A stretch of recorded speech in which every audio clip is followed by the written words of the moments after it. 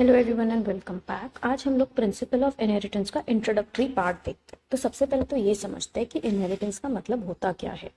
देखो, आप सब अपने पेरेंट्स जैसे दिखते हो, ये नहीं बोल रही हूँ कि 100% दिखते हो, लेकिन कोई फीचर मम्मा वाला है, कोई फीचर पापा वाला है या अपने घर वालों जैसा है। सो जो सिमिलैरिटीज होती है आपके और आपके पेरेंट्स के बीच में, यानी जो भी फीचर्स आपको आपने आपके जो पेरेंट्स हैं उन्होंने दिया, transmission of character from parents to offsprings, उसको हम कहते हैं inheritance.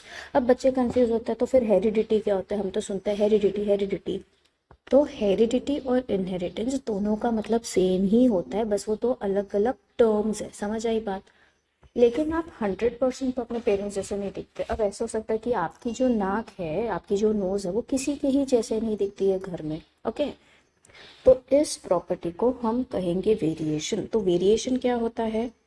Variation is basically degree to which जो ऑफस्प्रिंग है, जो बच्चा है, that will differ from the parent. तो जो आप में और आपके पेरेंट्स में डिससिमिलैरिटीज है वो वेरिएशन है, और जो आप में सिमिलैरिटीज है वो इनहेरिटेंस है। पहले ये दो टर्म समझ आए।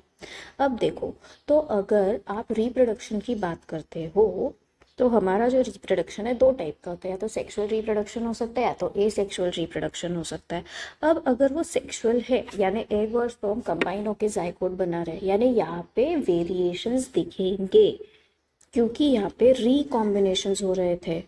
लेकिन अगर मैं ए सेक्सुअल की बात करूँ, यहाँ पे सिर्फ एक ही सिंगल पेरेंट इन्वॉल्व है, और जो बच्चा पैदा होने वाला है सिमिलरली वैसा ही दिखेगा 100%, जैसे कि जो फादर या मदर है, यानी जो पेरेंट है। यानी यहाँ पे हम कहेंगे कि क्लोनिंग होने वाली है। समझ आ रही है बात? तो अगर हम ए सेक्शुअल ऑर्गेनिज्म की बात करें, जैसे कि हम अमीबा की बात करें या हाइड्रा की बात करें, उनमें इनहेरिटेंस और वेरिएशन नहीं दिखने वाला है। यानी हम कहेंगे कि इनहेरिटेंस एंड वेरिएशन जो है वो प्रॉपर्टी है सिर्फ किसकी? Only sexually reproducing organisms. यहाँ तक बात समझ आई?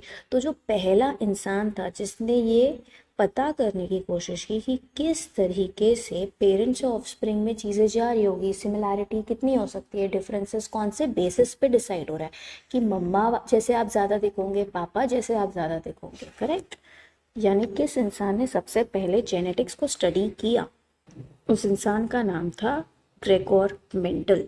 ठीक है, तो फादर ऑफ जेनेटिक्स का खिताब भी हमने ग्रेगोर मेंडल को ही दिया है। तो ये पूरे चैप्टर में मेंडल ने क्या क्या काम किया, how he brought genetics into existence. And सबसे इम्पॉर्टेंट बात यह है, इसने ये सब तब किया जब डीएनए क्या होता है, जीन क्या होता है, क्रोमोसोम क्या होता है, कुछ भी नहीं पता था। So it was really difficult for him. Okay, so I hope एक बेसिक इंट्रोडक्शन आपको समझ आ गया है। Let's meet soon in the next session.